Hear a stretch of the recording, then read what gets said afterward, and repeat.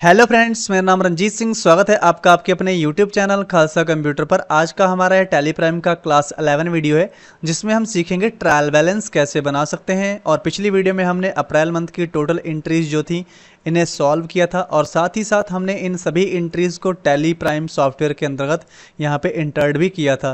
जैसे आप gateway of tally पे खड़े हैं और यहाँ पर आप डे बुक पर जाके इंटर प्रेस करेंगे, यहाँ देख सकते हैं ये सभी एंट्रीज जो थी वो हम यहाँ पर कर चुके हैं। और यहाँ पर आप ट्रायल बैलेंस भी देख सकते हैं। डिस्प्ले मोर रिपोर्ट्स के ऊपर इंटर करेंगे और ट्रायल बैलेंस पे इंटर करेंगे तो आपको ये ट्रायल बैलेंस दिखाई पड़ेगा। तो वैसे तो ट्रायल बैलेंस जो होता है वो अपने आप से ही टैली सॉफ्टवेयर में बन जाता है, लेकिन अगर आपको ये ट्रायल बैलेंस बनाना पड़ जाए तो आप किस तरीके से बनाएंगे, इस चीज़ को हम आज की वीडियो में सीख लेते हैं। तो चलिए वीडियो को शुरू करते हैं। तो सबसे पहले आपको देखना है ट्रायल बैलेंस में क्या होता है। पार्टिकुलर्स होता है, डेबिट होता है और क्रेडिट पक्ष होता है। पार्टिकुलर्स में आपने जो वहाँ पर लेन देन किए होते हैं, जैसे कैपिटल अकाउंट के अंतर्गत जो भी आपने यहाँ पे लेन देन किया है, करंट लायबिलिटीज में जो आपने लेन देन किया है, फिक्स असेट में जो भी आपने वस्तुएं खरीदी हैं, करंट असेट में जो आपने लेन देन किया है, और इनडायरेक्ट एक्सपेंसेस में आपने जो खर्चे किए हैं, वो इस तरीके से हेडिंग्स बनानी होती हैं। तो जो आपके यहाँ पर ऊपर ब्लैक कलर में डार्क दिख रहे हैं, ये आपके प्राइमरी ग्रुप्स होते हैं। प्राइमरी ग्रुप्स हेडिंग्स होते हैं, और जो भी उनके अंतर्गत आप यहाँ पे लिखे हुए देख रहे हैं, ये इनके सेकेंडरी ग्रुप्स हैं और ये प्राइमरी ग्रुप्स के अंतर्गत आते हैं। तो प्राइमरी और सेकेंडरी कैसे पहचानते हैं, ये पिछली वीडियोस में बताया जा चुका है कि प्राइमरी ग्रुप कौन से होते हैं और सेकेंडरी ग्रुप कौन से होते हैं। तो प्राइमरी हमेशा ट्रायल बैलेंस में हेडिंग के रूप में इस्तेमाल किए जाते हैं, और सेकेंडरी ग्रुप्स जो होते हैं वो प्राइमरी ग्रुप के अंतर्गत नीचे हेडिंग्स में यूज किए जाते हैं।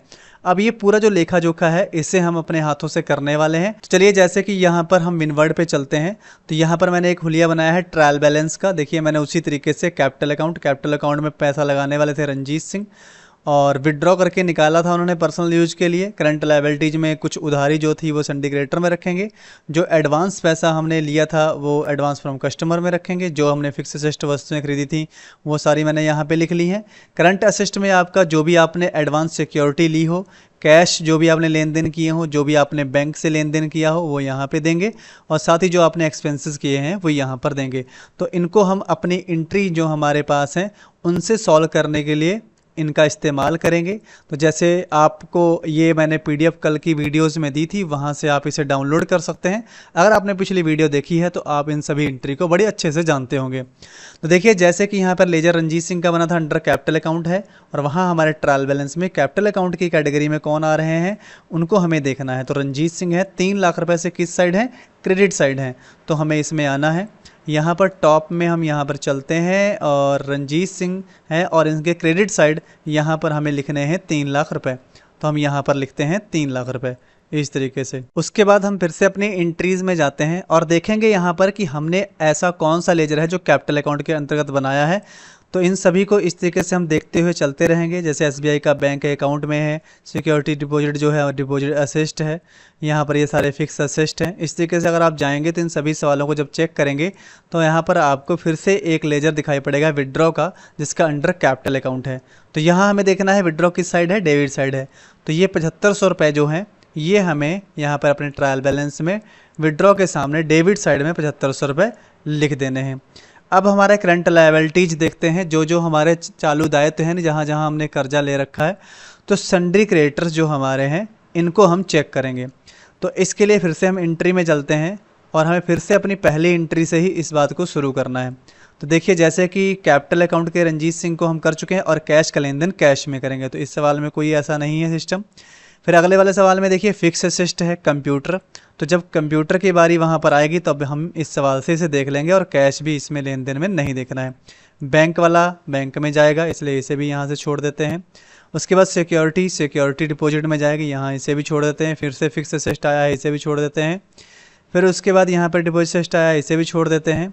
अब हमारा यहाँ पे एक लेजर 9 नंबर क्वेश्चन में दिख रहा है कि ग्लोबल हाउस जो है वो अंडर सन्ड्री क्रेडिटर्स हैं। तो सन्ड्री क्रेडिटर्स के जो अंडर में है वो ग्लोबल हाउस है। तो ग्लोबल हाउस यहाँ पर किस साइड है ये देख लेते हैं। तो देखिए, ये है क्रेडिट साइड, ग्लोबल हाउस 12,500 से एक मिला हमें। आगे बढ़ते हैं और कोई क्वेश्चन में देख लेते हैं। देखिए, एडवांस कंसल्टिंग है, इसे और छोड़ देते हैं। कंट्रा वाउचर पे आपकी एंट्री है। फिर से यहाँ पर आपको 12 नंबर क्वेश्चन में मिल रहा है इंक एंड पेपर पब्लिशर्स, ये भी आपका सन्ड्री क्रेडिटर्स है, और ये भी किस साइड है, क्रेडिट साइड है।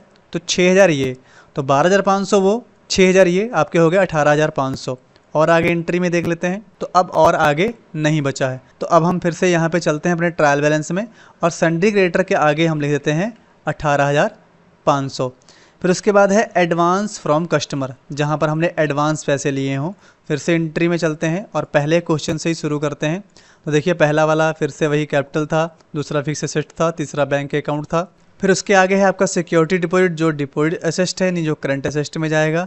फिर आपका फिक्स एसेट है, यहाँ पर आपका फिर से डिपॉजिट एसेट है। फिर उसके बाद आप और आगे बढ़ते रहिए, यहाँ पे आपको दिखाई पड़ेगा एडवांस फ्रॉम कस्टमर। तो जो एडवांस फ्रॉम कस्टमर ग्रुप है, इसका जो लेजर है ऊपर वो कौन सा है, एडवांस कंसल्टिंग सर्विस, क्योंकि इसी के अंडर एडवांस फ्रॉम कस्टमर के ये आते हैं। अब एडवांस कंसल्टिंग डेबिट क्रेडिट में किस साइड हैं, तो वो हैं आपके क्रेडिट साइड 25,000 रुपये से। तो एक यहाँ पर मिला, और आगे बढ़ के देख लेते हैं कोई और मिल रहा है कि नहीं। तो यहाँ पर और कोई भी ऐसा नहीं है जो एडवांस फ्रॉम कस्टमर की कैटेगरी में आता है। तो यहाँ पर हम फिर से लिख देंगे इसके आगे 25,000 रुपये। तो इस तरीके से हमारा ये एडवांस फ्रॉम कस्टमर हो गया। इन दोनों को जोड़ के हम करंट लायबिलिटीज में लिख सकते हैं। अब हमें फिक्स असेस्ट वस्तुएं जोड़नी है। तो ये सारी जो वस्तुएं हैं ये हमने जहाँ परचेज़ की हैं इन सभी एंट्रियों में हमें देख लेना है। तो देखिए दूसरे वाले क्वेश्चंस में आपने कंप्यूटर डेबिट साइड 22,500 से, तो तुरंत हम यहाँ विनवर्ड में आते हैं जो जहाँ पर हम बना रहे हैं। तो कंप्यूटर के सामने यहाँ पर आकर 22,500 हम लिख देते हैं। फिर उसके अगली एंट्री के ढूंढने के लिए फिर चलते हैं। आगे हमारा देखिए बैंक अकाउंट है, फिर उसके आगे सिक्योरिटी डिपॉजिट है, फिर उसके आगे आप 7वें नंबर में देखेंगे तो ये सभी आइटम्स आपको दिख जाएंगे। उसके बाद आप नीचे और स्क्रॉलिंग करेंगे तो देखिए ये सारे डेबिट साइड हैं। तो सेल फोन आपका 6,000 है, फर्नीचर 20,000 है, एयर कंडीशनर 20,000 है, इलेक्ट्रिक फिटिंग 15,000 है। तो ये सारे डेबिट साइड हैं। तो ठीक इसी तरीके से हम यहाँ ट्रायल बैलेंस में लिख देंगे। तो जो आपका एयर कंडीशनर है वो आपका हो गया 20,000 रुपये का, यहाँ 20,000 लिख देते हैं। सेल फ़ोन आपका यहाँ पर हो गया 6,000 रुपये का, 6,000 लिख देते हैं। फिर आपका इलेक्ट्रिक फिटिंग जो है वो आपका है 15,000 का, 15,000 लिख देते हैं। फिर आपका फर्नीचर जो है वो आपका 20,000 का, तो यहाँ पर 20,000 लिख देते हैं। अब इनको टोटल करेंगे फिक्स एसेट के सामने। उसके बाद आ जाते हैं करंट एसेट में। तो करंट एसेट में डिपॉजिट एसेट जो आपने डिपॉजिट करे होंगे पैसे वो, तो एंट्री में चलते हैं। फिर से शुरुआत में ही चलेंगे। तो देखिए ये कैपिटल की एंट्री है, छोड़ दीजिए, फिक्स एसेट की है, बैंक के अकाउंट की है। ये देखिए आपको मिल रहा है security deposit office space deposit asset के अंडर में है। तो ये डेबिट साइड है 25,000 रुपये से। तो ये हमने 25,000 नोट कर लिए। आगे बढ़ते हैं, ये हमारे फिक्स एसेट अभी जो हमने नोट किए। फिर से आपको एक एंट्री मिल रही है सिक्योरिटी डिपॉजिट मोबाइल फ़ोन की, जो डिपॉजिट एसेट के अंडर में है, जो डेबिट साइड 3,000 रुपये से।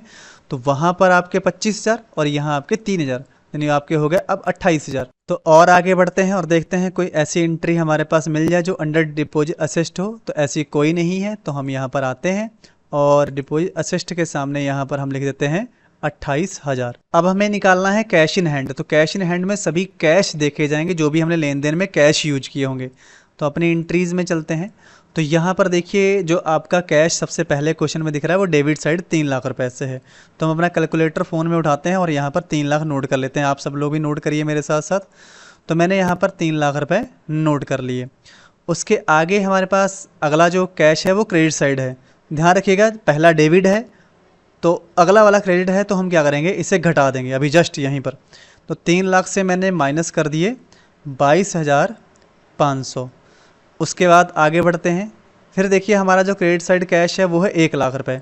तो जो भी टोटल अब घटाने के बाद आया था उसमें से फिर से हमने 1 लाख रुपए घटा दिया। फिर और 1 लाख घटा। फिर उसके आगे बढ़ते हैं, अगले क्वेश्चंस में फिर से देखते हैं। तो यहाँ बैंक है तो बैंक छोड़ देते हैं क्योंकि हमें सिर्फ कैश देखने हैं। फिर से हमारे पास अगली एंट्री में क्या है देख लेते हैं। फिर से बैंक है। फिर और आगे बढ़ते हैं, अगली एंट्री में क्या है, कैश है। ध्यान रखना होगा हमेशा कि डेबिट है या क्रेडिट है। तो क्रेडिट साइड है। फिर से हम उसके अंदर से 3,000 रुपये माइनस कर देते हैं क्योंकि वो पक्ष जो सबसे पहला था वो डेबिट का बड़ा था। तो मैंने यहाँ से 3,000 और घटा दिए। फिर आगे चलते हैं, ये एंट्री उधारी है। उसके आगे हमारे पास बैंक है। देखिए यहाँ पर फिर से हमारा क्रेडिट साइड कैश है। तो हम उस टोटल में से फिर से 50,000 रुपये घटा देते हैं।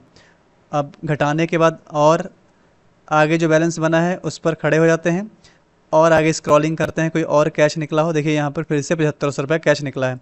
तो माइनस कर देते हैं 7,500 रुपये फिर से। और आगे बढ़ते हैं। देखिए कोई और कैश तो नहीं है। तो आगे है 750 रुपये कैश। तो यहाँ से माइनस करते हैं 750। अब हमारे पास जो टोटल कैश बचा है अगर आप कैलकुलेट हमारे साथ ही कर रहे थे तो बचा होगा 1,16,250। तो इस चीज़ को हम यहाँ पर अब लिख देंगे कैश इन हैंड के सामने 1,16,250। उसके बाद हम बैंक कलेक्ट करने के लिए जाएंगे।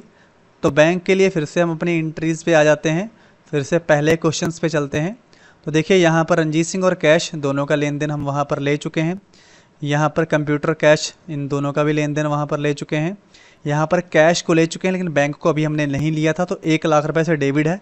फिर से हम अपने कैलकुलेटर में मोबाइल फ़ोन के अंदर 1,00,000 रुपये लिख लेते हैं। फिर आगे बढ़ते हैं, ये डेबिट साइड है, ध्यान रखना होगा।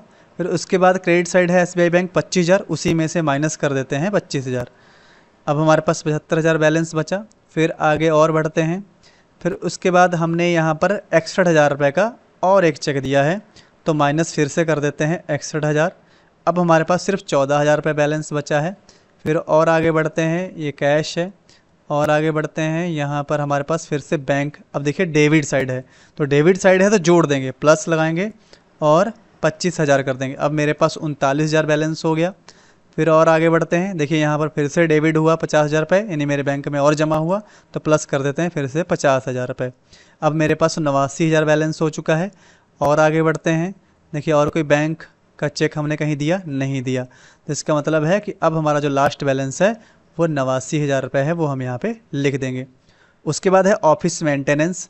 तो ये एंट्री हम यहाँ पर जब देखेंगे तो एंट्री ऑफिस मेंटेनेंस की सबसे लास्ट में दिख जाएगी, क्योंकि यहीं पर लेजर बना था, इसका मतलब यही एंट्री पहली एंट्री है। तो 750 डेबिट साइड है, तो यहाँ पर हम इसके सामने लिख देंगे 750, इसके सामने 750 यहाँ पे हम लिख देते हैं। उसके आगे स्टेशनरी है, तो स्टेशनरी ढूंढने के लिए हमें अपने बुक्स में जाना होगा फिर से। तो यहाँ पर पहले क्वेश्चन से ही उसी तरीके से शुरू करेंगे, इसका हमेशा ध्यान रखेंगे। तो पहले क्वेश्चन में स्टेशनरी नहीं है, दूसरे में नहीं है, तीसरे में नहीं है, चौथे में नहीं है, पाँचवें छठे सातवें में भी नहीं है, आठवें में भी नहीं है, नौवें में आपको यहाँ पे स्टेशनरी का लेजर मिलेगा, मतलब पहला यहीं पे आया है। तो ये स्टेशनरी डेबिट साइड है 12,500, तो हम अपने कैलकुलेटर में लिख लेंगे 12,500। फिर उसके आगे बढ़ेंगे, देखें कहीं पर और स्टेशनरी खरीदारी करी गई हो, तो यहाँ पर फिर से देखिएगा डेबिट साइड स्टेशनरी आपको 6,000 की खरीदारी मिल जाएगी, तो इसमें हम प्लस 6,000 और कर देते हैं, तो आपका टोटल हो गया 18,500। और आगे बढ़ के देख लेते हैं, हमने कहीं पर भी स्टेशनरी नहीं खरीदी है, तो हम अपने ट्रायल बैलेंस में यहाँ पर लिख देंगे 18,500 की टोटल स्टेशनरी हमने खरीदी है। अब ऊपर से हम अगर देख रहे हैं कुछ भी हमारा छूटा हो, तो ऐसा कुछ भी नहीं है जो हमारा छूट गया हो, तो हम क्या करते हैं, अब इनका टोटल कर लेते हैं। तो सबसे पहले तो हम करंट लायबिलिटीज़ का इन दोनों का टोटल कर लेते हैं। तो हमारा 25,000 और प्लस 18,500, तो ये हमारा हो गया 43,500। आप भी यहाँ पर जोड़ के देख लीजिएगा। फिर हमारा है फिक्स असेस्ट, फिक्स असेस्ट को भी हम जोड़ लेते हैं। तो हमारा यहाँ पे कैलकुलेटर से हम जोड़ते हैं फटाफट, 20,000 प्लस 6,000 प्लस 22,500 प्लस 15,000 और प्लस हमारा 20,000, तो ये हमारा हो गया 83,500। आप भी कैलकुलेट करके देख लीजिएगा। उसके बाद हमारा करंट असेस्ट है, तो हम करंट असेस्ट को यहाँ पर जोड़ लेते हैं। तो सबसे पहले हमारा है 28,000 प्लस 1,16,250, उसके बाद है हमारा 89,000, इन तीनों को टोटल करते हैं तो ये हमारा हो गया 2,33,250, ये हम यहाँ पे लिख देते हैं। उसके बाद हमारा इनडायरेक्ट एक्सपेंसेस हम यहाँ पे काउंट करते हैं, तो इनडायरेक्ट एक्सपेंसेस जो हमारा है वो है 18,500 प्लस 750, तो ये हमारा हो गया 19,250। अब ये जो हमने टोटल किए हैं इन सब का टोटल कर लेते हैं एक साइड। तो ये 7,500 रुपये भी जुड़ेंगे क्योंकि ये टोटल हमें करने ही हैं।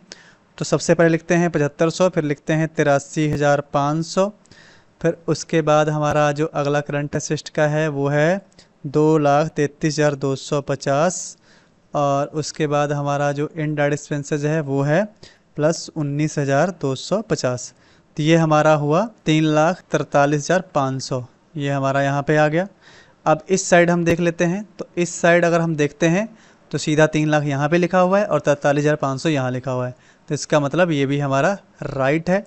यहाँ से हम दोनों पक्ष बिल्कुल सही निकाल चुके हैं, 3,43,500। तो इस तरीके से आपका ट्रायल बैलेंस ये कंप्लीट हो चुका है। अगर आपको समझ में आया हो तो बहुत अच्छी बात है, वरना नेक्स्ट अगले ट्रायल बैलेंस में आप इसे बड़ी ही आसानी से अच्छी तरीके से समझ जाएंगे। और कल की वीडियो में हम मई मंथ की उसी तरीके से कंप्लीट एंट्रीज सॉल्व करेंगे और साथ ही साथ टैली सॉफ्टवेयर के ऊपर उसे चढ़ाएंगे। तो मिलते हैं नेक्स्ट वीडियो में, तब तक के लिए टेक केयर, जय हिंद।